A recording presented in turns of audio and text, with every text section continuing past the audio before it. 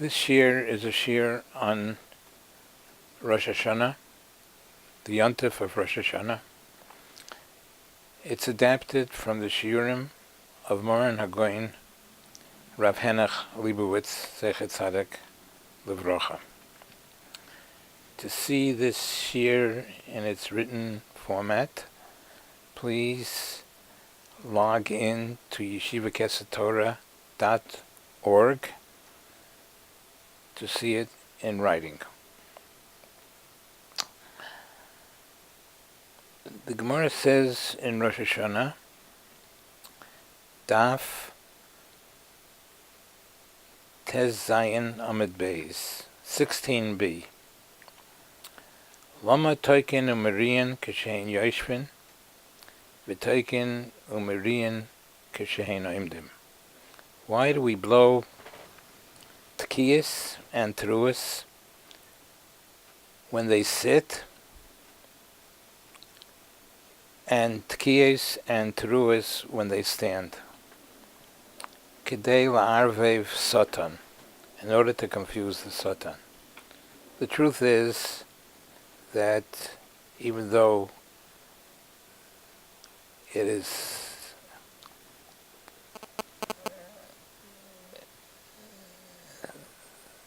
it is the universal custom nowadays to stand even during the blasts before Shemoneh Esrei. We'll try to explain a little bit better. The blasts of the shofar that are blown before Shemoneh Esrei are termed tkiyos demiyushav, tkiyos sitting blasts.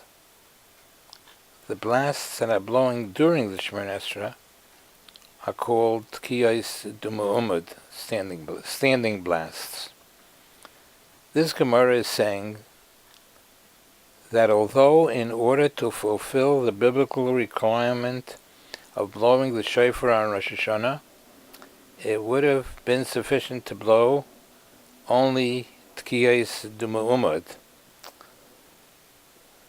those that are blowing while standing Shemoneh Esrei.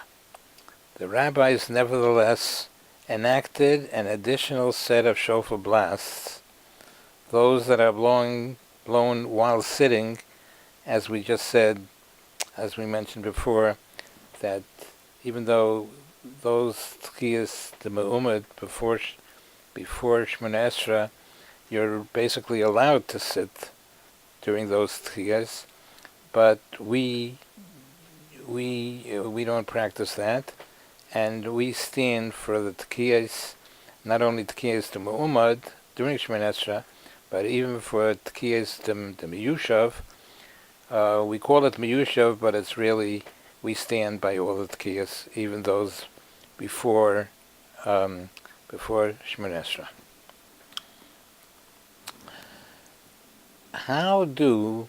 The question is, so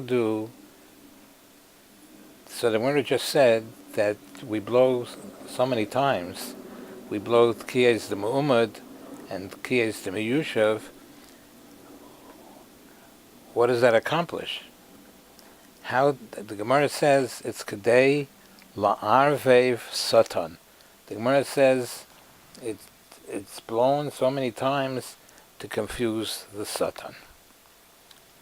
How do the blasts confuse the satan? The additional blasts, how do they confuse the satan? There's a machlokes, Rashi and Tosfos. We spoke already about Rashi, and we brought Moran HaGoyin, Rabban Kotler, Zechet Tzaddik Livrocha, who explains Rashi a little bit clearer. And today we want to go onto the other side, which is Tosfos. Tosfos learns a different pshat in Kedei la'arvev satan, and how to confuse the satan. Tosfos explain that how do the additional blasts confuse the satan? Because the satan knows that at the time of the eventual redemption, when Mashiach will come, a great shofar will be sounded, and the Satan will then cease to exist forever. Thus, when the Satan hears the repeated blasts of the shofar, he thinks this to be the shofar of Mashiach. He becomes distraught and confused. He believes his very existence lies in jeopardy, and he can no longer prosecute.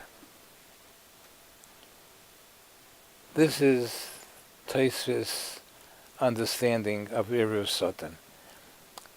The Satan will think that it's Mashiach, and when Mashiach comes, he will cease to exist, and therefore he cannot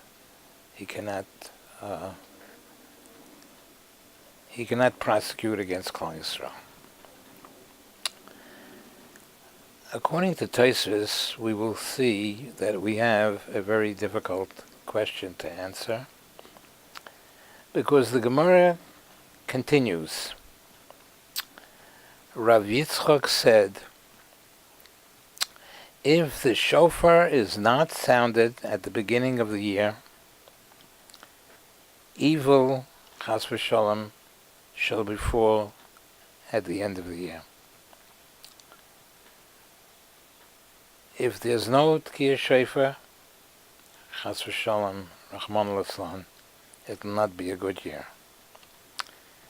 What's the reason? Because the shofar has not been, because the Satan has not been confused. Tosfos bring the Bahag, Bal Hilchos Gedolos, Rishon,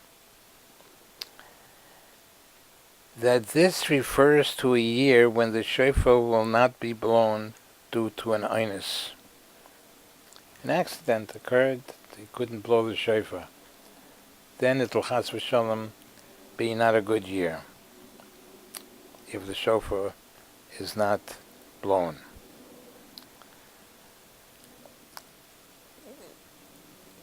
But if the shofar will not be blown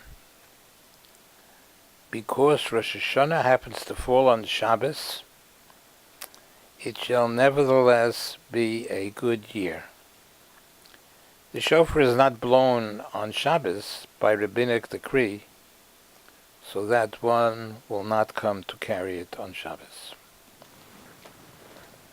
So the Bahag is saying that only when an onus occurs, an accident occurs, they couldn't blow the shofar on Shabbos, then chas v'shalom, there'll not be a good year.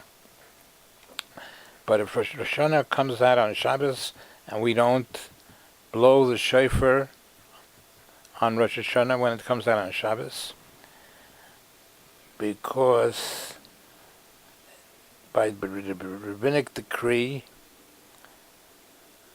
one will not come to carry it on Shabbos, then there'll be a good year, even if it's not blown. Even if the shofar is not blown, because Rosh Hashanah came in on Shabbos. And the question is, very difficult question.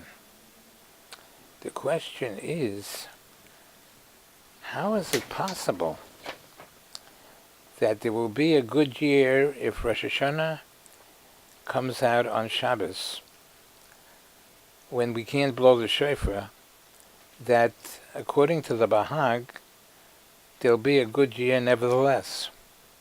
How could it be? The shofar is going to have the Satan is going to have a field day. No shofar to stop him from prosecuting. How could it possibly be a good year when Rosh Hashanah falls out on Shabbos?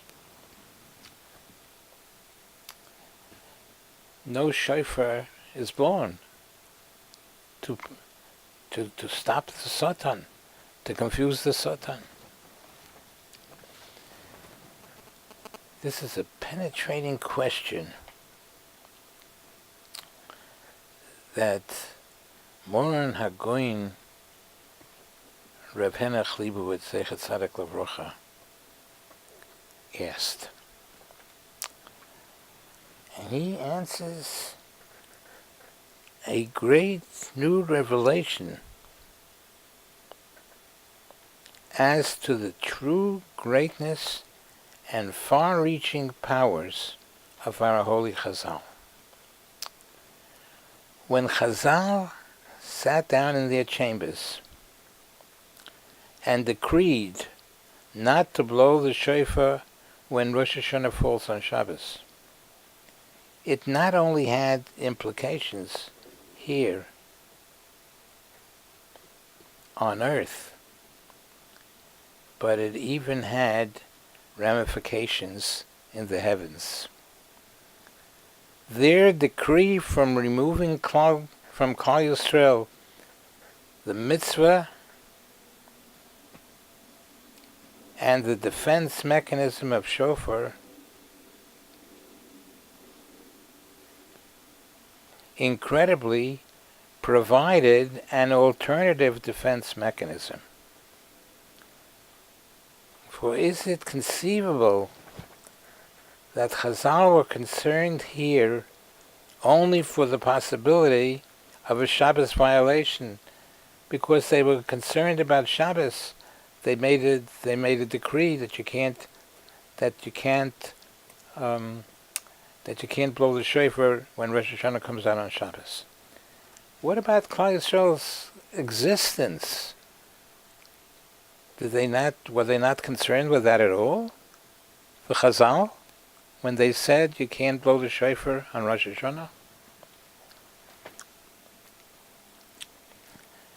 But their decree not to blow the shofar on Rosh Hashanah when it falls on Shabbos has affected the heavens, making the Satan incapable of prosecuting against Klal Yisrael. When Chazal was sitting in their chambers and they proclaimed not to blow the shofar when Rosh Hashanah comes on Shabbos, that's not the only thing that they were able to control, sort of. But they made up that when Rosh Hashanah falls on Shabbos, there's no shofar, there's no Satan. The Satan cannot function.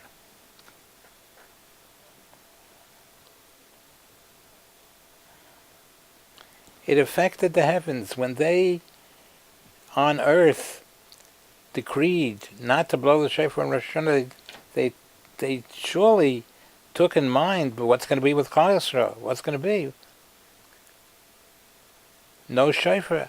The Satan is going to have a field day. No. We see from here that's impossible to say. They surely, when they made the decree not to blow the shofar on Rosh Hashanah that falls on Shabbos, they were concerned about everything. Surely they were concerned about Klal Yisrael's existence, and it was necessary, and they removed the Satan from being able to prosecute when Rosh Hashanah comes on Shabbos. Chazal took care of it. When they decreed not to blow the shofar on Rosh Hashanah, included in this was surely Klal Yisrael has to exist. If Klal Yisrael has to exist, when they don't blow the shofar on Rosh Hashanah that comes on Shabbos, then we are going to see to it that there's no Satan prosecuting, and Klal Yisrael will remain, in its existence will remain. A tremendous chiddush that when the sages of Klal Yisrael sat together and made that decree of not carrying on Shabbos a shofar, they controlled also that Klal Yisrael should still exist, and it shouldn't chas v'shalom because there's no shofar blowing to confuse the Satan. Surely they had taken upon themselves to control that there should be no Satan prosecuting, and the Satan that does prosecute, it will not exist. Tremendous chiddush that Klal Yisrael will remain to exist, and the fact that there's no Satan does not ruin anything, because when they said don't blow the shofar on Rosh Hashanah, they already saw to it that no Satan will hurt them. May we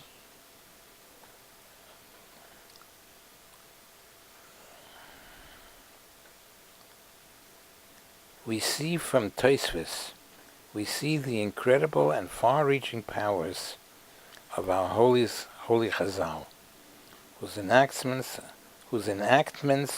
on earth affect the very heavens themselves. No Satan and no Erev Satan is necessary. He cannot hurt Klal Yisrael. The Satan cannot hurt Klal Yisrael.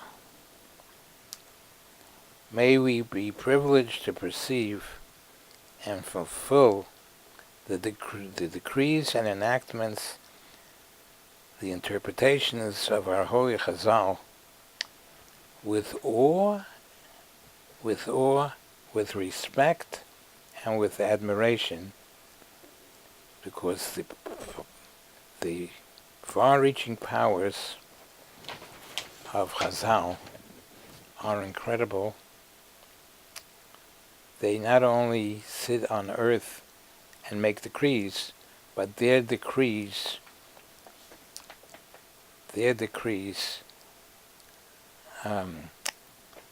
do things and change things in heaven themselves. We should be zeichet to appreciate the far-reaching powers of our holy Chazal. We should be zeichet to aksiv v'achsim tova. Satan shall not hurt Klal Yisrael, and everybody should have a good life. And aksiv v'achsim tova lanu u'chol Yisrael. Amen.